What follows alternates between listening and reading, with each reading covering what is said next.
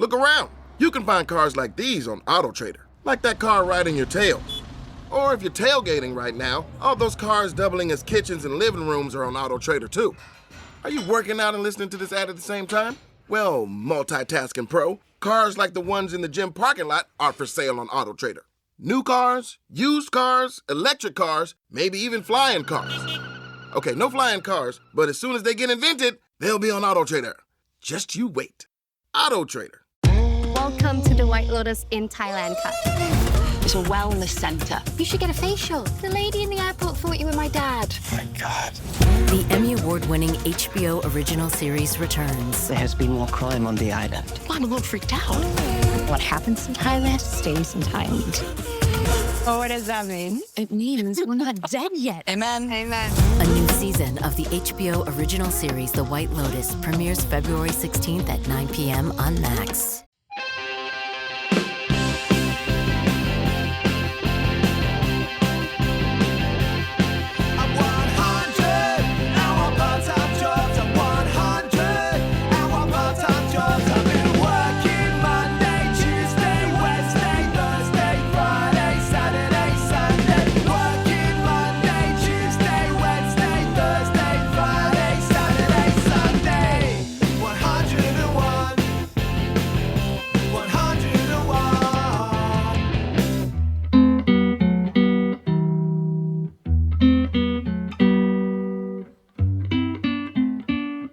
Hello, you're listening to 101 Part-Time Jobs with me, Giles Bidder. This is the show where we hear from musicians and artists about their concepts of what they do.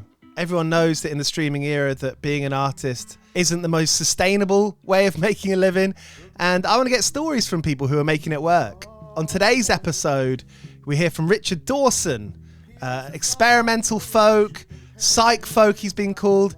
I think that if you put your personality into music, it ends up being called experimental or different in some way. I think if you embrace yourself and dig into yourself, then you make something that's inevitably experimental or different.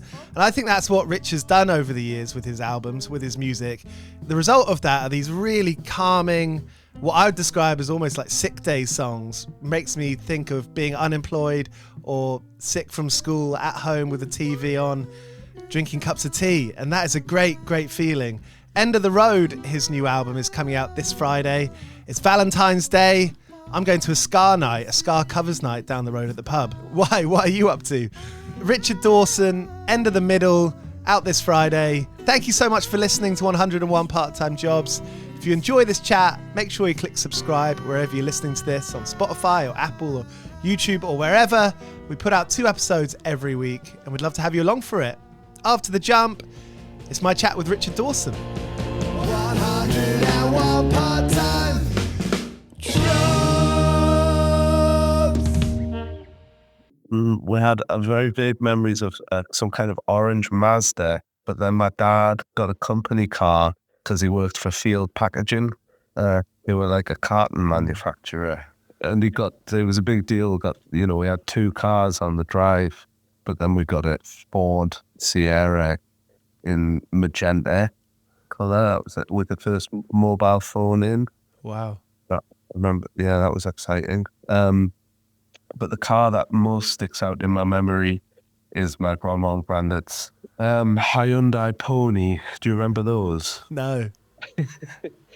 It was a great car because they had it, I think, since, I don't know, late 70s or something like that. They had it a long time.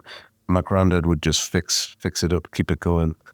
But he painted it himself. It started to rust all over, but he would paint it, but he would paint it with house paint. So over the years, a new layer. So this car was gradually getting like bigger and bigger because of the layers of paint. It was sort of expanding over the course of the 80s. That's really funny. Yeah. Did your family have that sort of we'll do it ourselves with what we got kind of vibe? My grandparents definitely. Maybe I don't know so much of that with my folks. I think probably they were quite careful with money. My dad's very careful with money, but I don't think know, that kind of ingenuity, or like, it was something actually me and Sally took a trip a few years ago, 2016, I think, something like that. And we ended up in Cuba. That was very inspiring because they just find a way to fix everything because they're obviously not getting imports and stuff. Yeah, I think my granddad had a little bit of that spirit about it.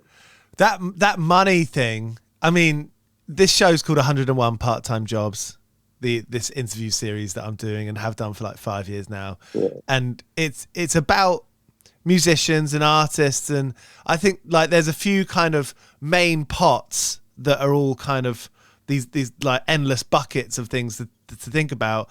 Like money is a big one, time is another big one, like ingenuity is another one, and all those things kind of connect. So I guess I'm really fascinated in like where people come from and for all those things. You know, a lot of stuff we obviously get from our parents, you know, whether it's being good or not so good with money, or like how you use your time. I don't know. You're quite a few years into playing music. Are these kinds of things that you like find yourself ruminating about? Yeah, for sure. I think money's so fascinating, and you know, and it's such a, I don't know how it is across the world, but like I was just in Finland and having some really frank discussions about money, and people just divulging all of their information. I felt so good about that because I'm like that. I'll just tell you whatever is going on because it's like almost considered rude, isn't it, to talk about not just us, but to talk about your own situation. There's some, I don't know what that's linked with, some apologeticness or. I know exactly what you mean when you talk about speaking to people in Finland. My fiance is from Germany, and I was kind of taken aback in a really good way when we met how frank she was talking about money and talking about what she had earned, now what she doesn't, and like, you know, and the way that, you know, we'd be with friends and Eva would say, how much is your rent? And like, I think that's a brilliant question because I never would have asked it, but it's actually quite helpful for us to know how other people do it, because it's community, isn't it? Yeah. So I guess putting it in the lens of music, when, you know, did you ever have that ambition to try and make a career out of playing music? I never really thought about it like in terms of money. It was just more, I have to make stuff. So I think it wasn't that complicated in my brain. When I would picture it, I would picture being on like a big festival stage. I'm talking about when I was younger and sort of, but the thing is, whenever I do picture that, I still got this cardboard cutout guitar that I made before I had a real guitar. So when I imagined that what the future might look like, it involved that cardboard cutout. I think one thing I realized early on was like, I need to not ever get in a situation like I've always avoided debt, never had a credit card, because I just thought the weight of that, like I took a loan out one time because I hadn't been paying my council tax. It had failed to go out 1 month, and then I'd built up. It had then not went out for the whole year. I was like, oh my God. So I took out this loan and I had 600 quid left over. I bought a guitar with that, so it turned out quite well. And actually it was missold to me. About 10 years later, I got like, I think the loan was $4,000. I got $8,000 compensation or something for this missold loan. Oh, wow. So it turned out quite well. Yeah. But I always was just like, don't ever put myself in a situation where I'm going to have to like just work all hours. I need to always have space to practice and make and all of this. So consequently, I was like, you know, I had nothing for a long time, but, you know, maybe I worked in some record shops, so I had a lot of CDs. Yeah. And then I hit patches where I just had to sell the CDs to pay my rent. And, you know, I was like, well, that lasted for a year or so. And then, oh, well, I better get another extra job now. That all seems quite smart, because I think the idea of playing music and trying to base yourself around playing music is quite a lofty idea. I think a lot of people grow up and they're watching Guns N' Roses, or they're watching Hetfield, you know, I just think of these, you know, you think of being a musician and you think of like, it's kind of imbibed with lofty ideas, right? And so then to kind of reconcile that with a very much everyday realness where you're selling CDs to help pay the council tax. Yeah. Is that something that you had to learn?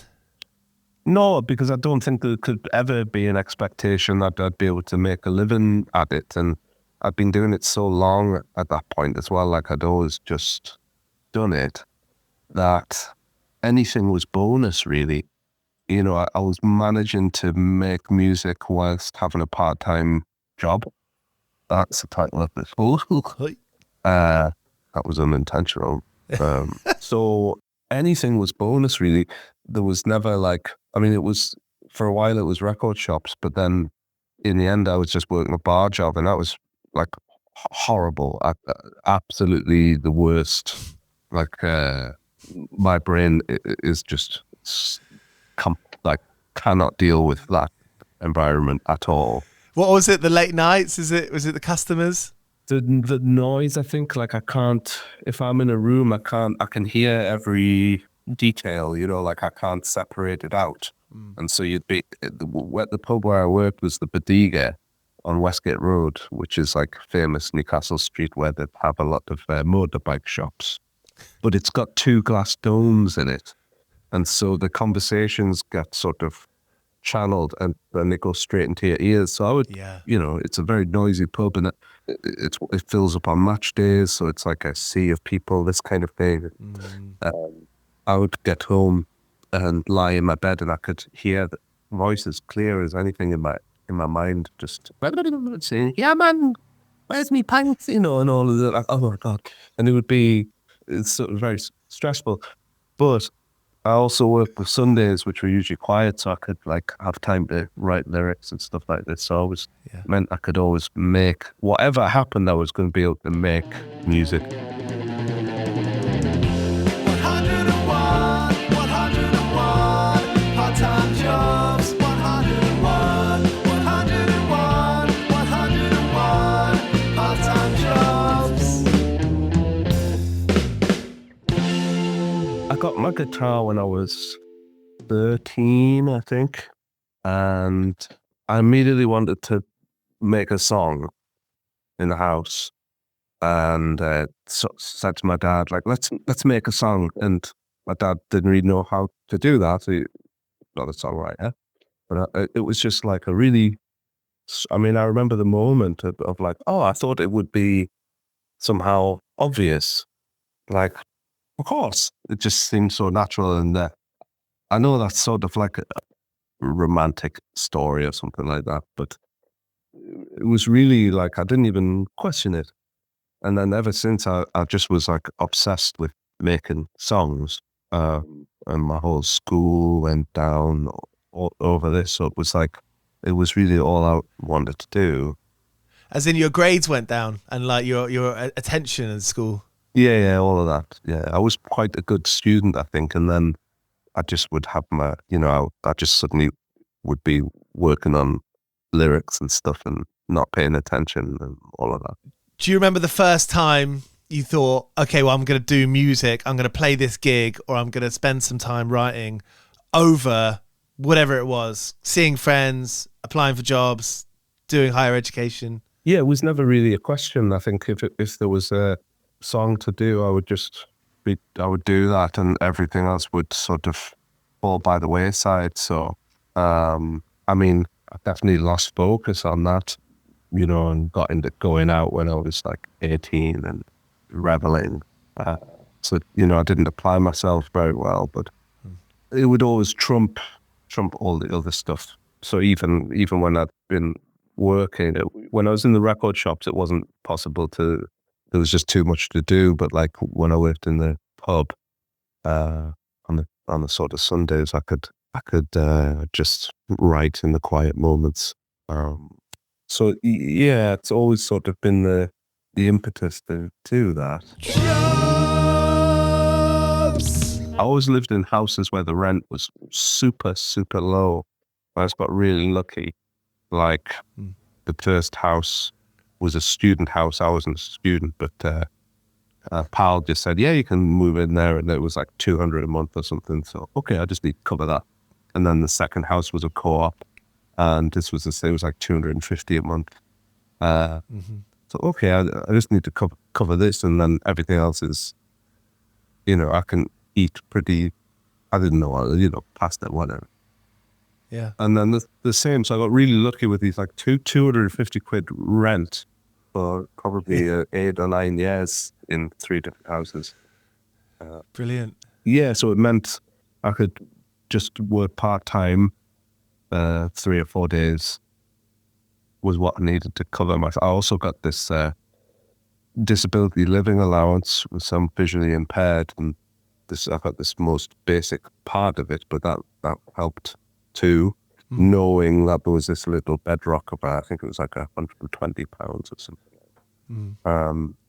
And these things just meant that I could always, I always had this thing like I have to make what I'm going to make.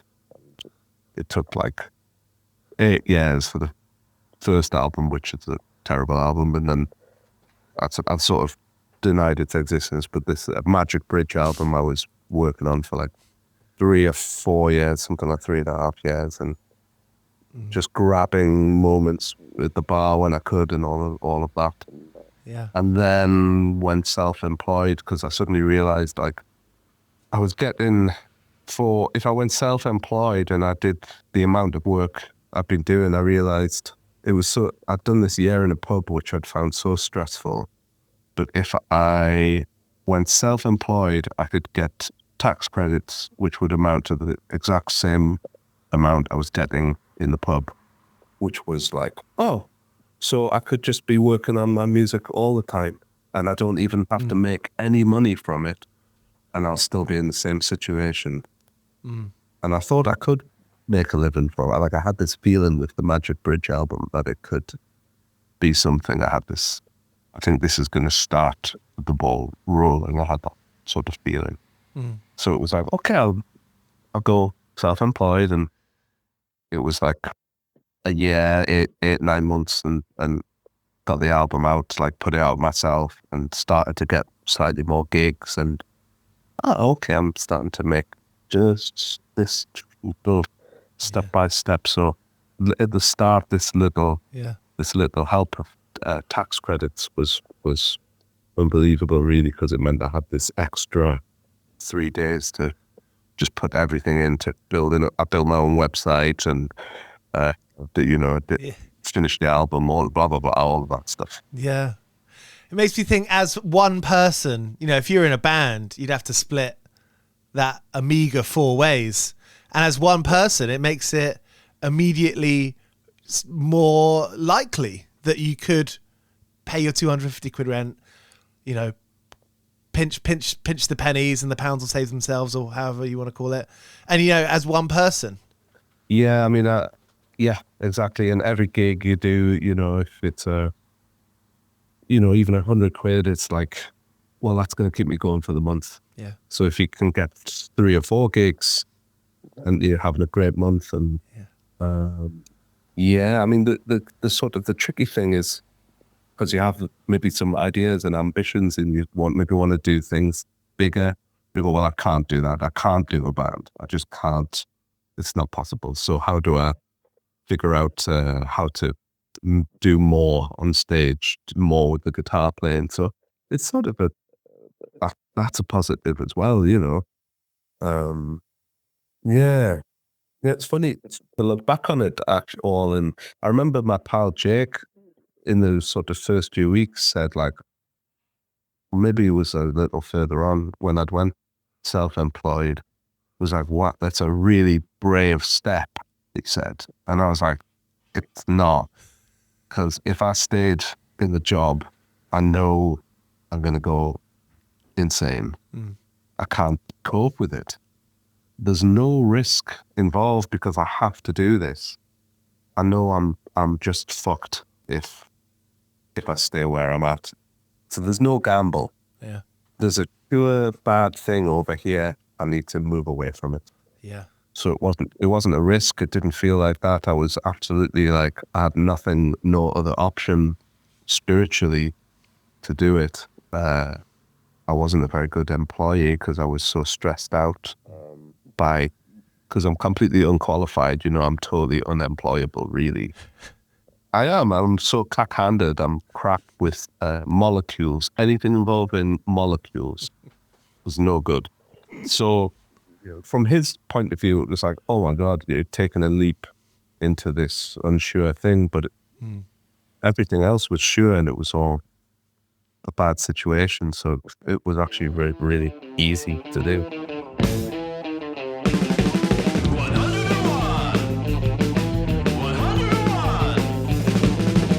You're from the Northeast. There is like a civic pride there that I feel. Yeah, no, for sure. People from Newcastle or the area, anyone that I've met, there is a very much like, oh yeah, he's one of us, or she's one of us, or they're in our crew. Yeah, but I think a bit of that comes from Newcastle has always had this very strong DIY thing, and because it's been out of the loop. Not just in terms of like the arts, but into infrastructure. You still see that now with this H2 or what's it called? HS2. One. And so there's always been this like, you just have to do it mentality. So when somebody does really well, like Sam Fender, people are really proud and supportive, I think, like maybe sometimes in other places, perhaps the reaction might be jealous or some. I don't know. I don't know. Yeah. But yeah, I think we see someone like Sam Fender doing that, and it can't all be Sting, can it? Yeah, but Sting is in June, so let's give Sting his due. I mean, he is pretty great, isn't he? Yeah, I think the sort of cod Jamaican accent at times is a little troubling.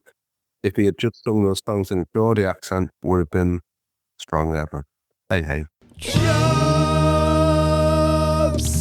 For someone who's been playing music for much longer than Instagram has existed, or definitely like the emphasis on playing music has been on socials, how do you find bringing your sense of self to this rectangular screen and Instagram and all the rest of it? You've put out music videos, they're great. You worked with that great company, are they called Clunk, on one of the music videos, and that was brilliant.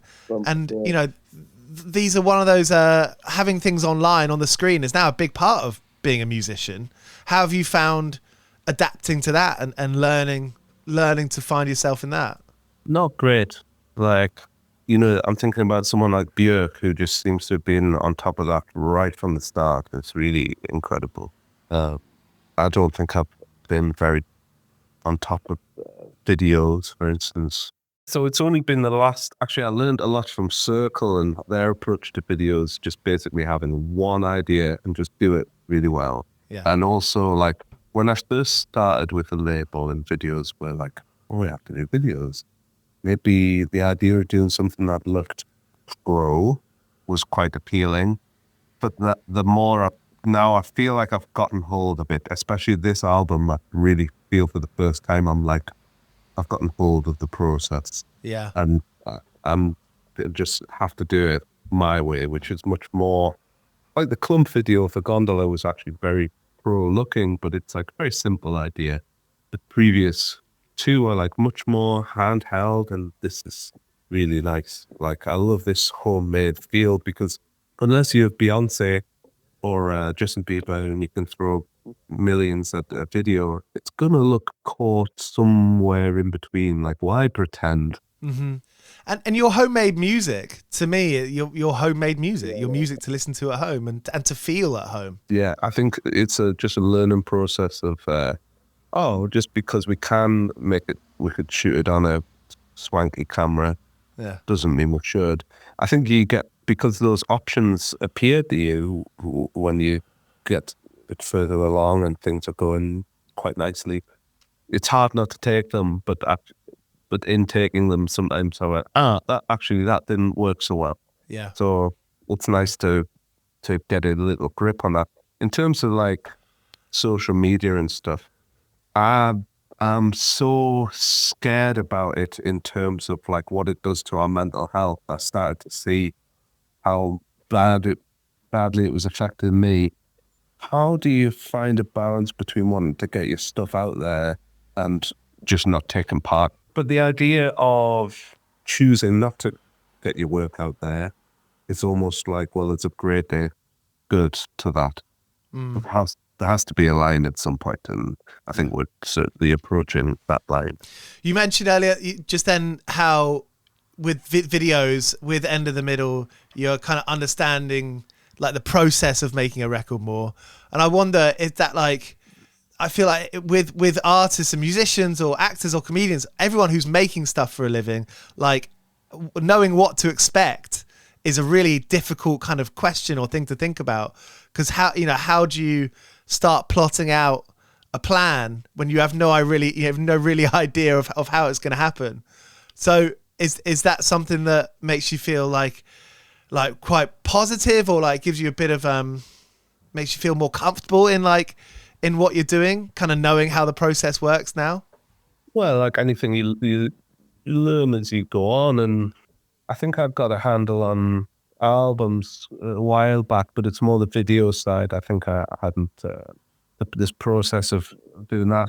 Yeah, I don't know. It's just as you get older as well, you even though I'd pretty much said, I was never too worried what people would think, or I never was interested in like making a hit song or something like that.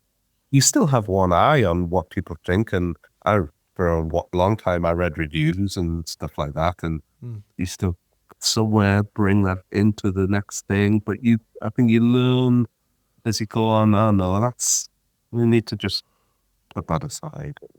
But that's not just with like making albums. That's with everything in life. You sort of, we only have so much energy.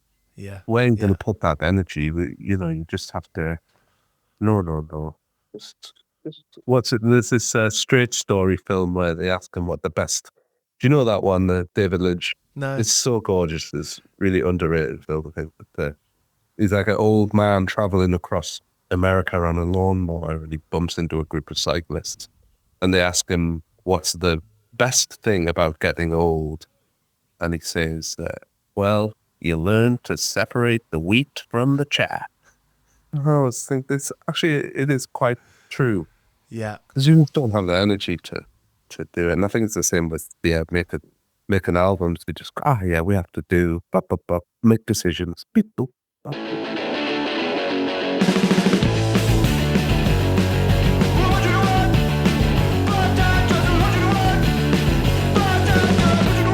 You've worked at a record store, Rich.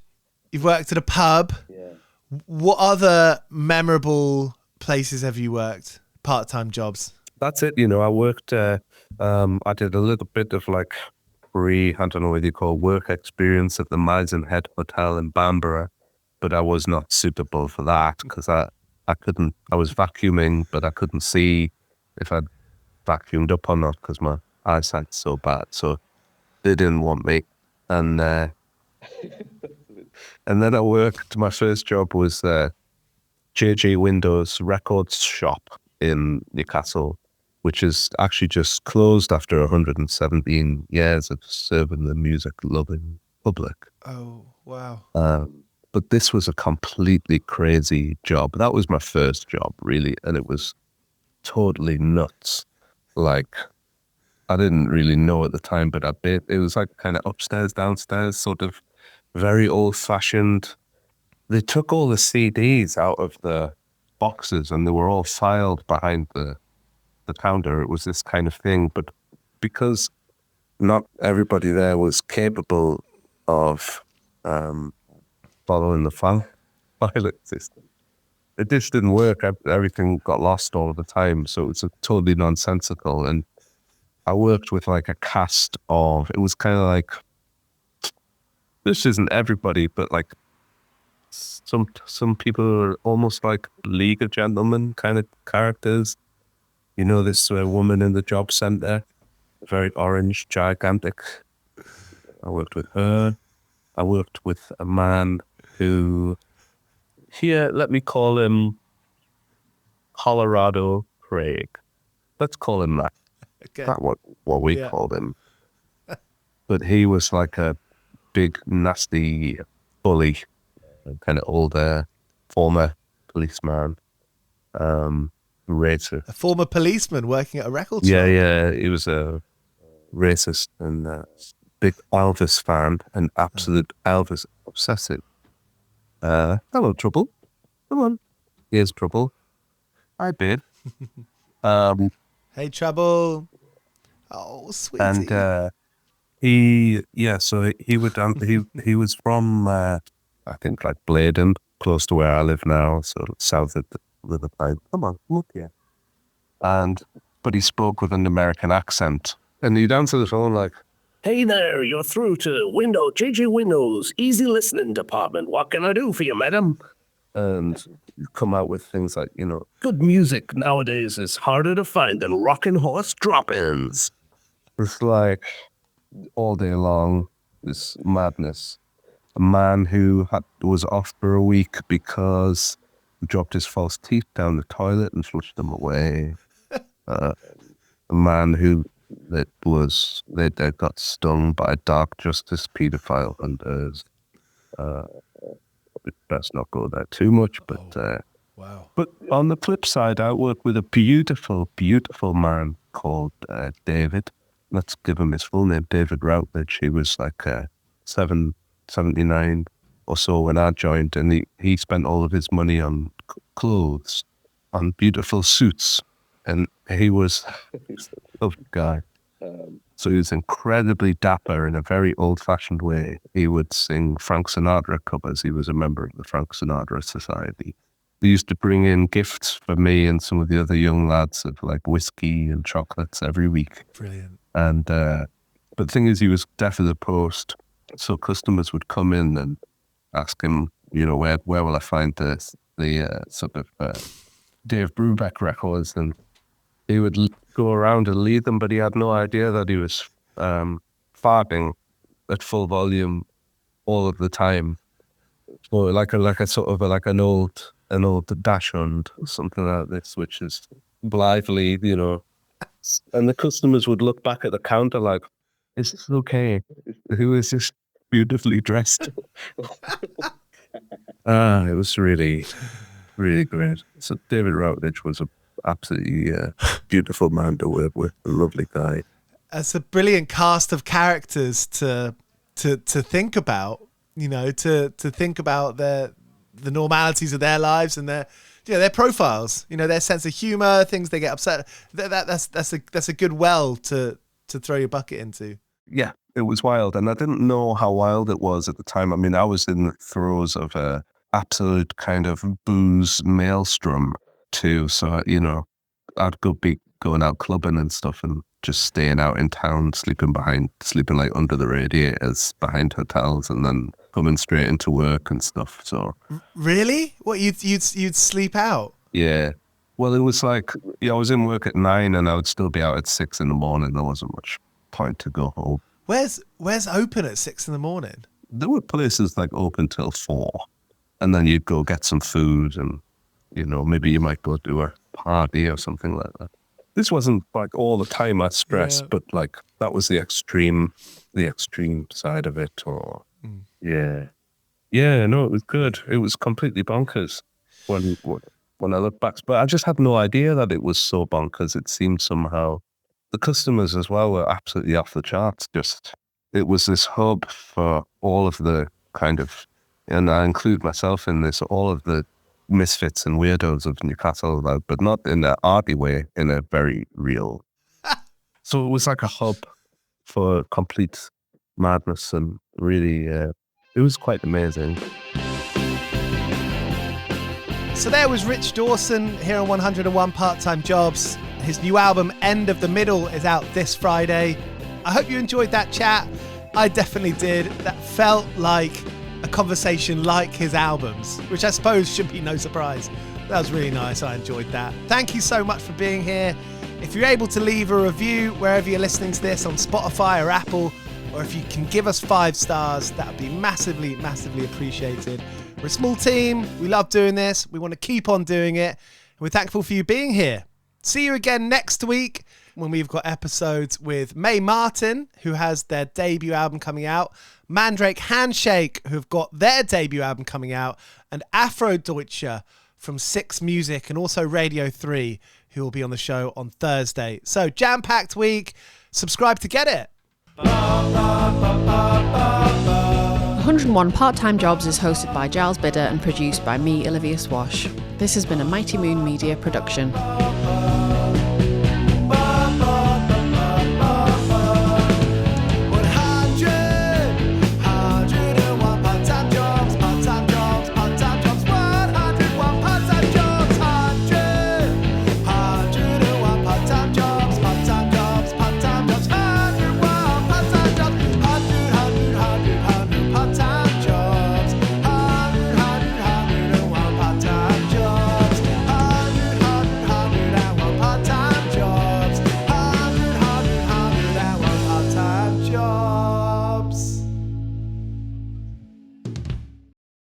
Thanks so much for chatting with me, Rich. All right, actually, do you know what? Stay there, and I'm going to get Pickles, and we'll do a proper goodbye send off. Pickles, they want to say goodbye to you on the call. Pickles. There he is. Oh, hey, Pickles. Oh, my God. How old's Pickles? I think he's about 2. He's either 2 or 2.5, 3.5. He's like an 18-year-old. He's still. How old is Trouble? She's like 14. Wow, she looks young though. Yeah, she's like a little. Well, she's good. She's like mixture kitten and old lady. Yeah. Oh, he's running away.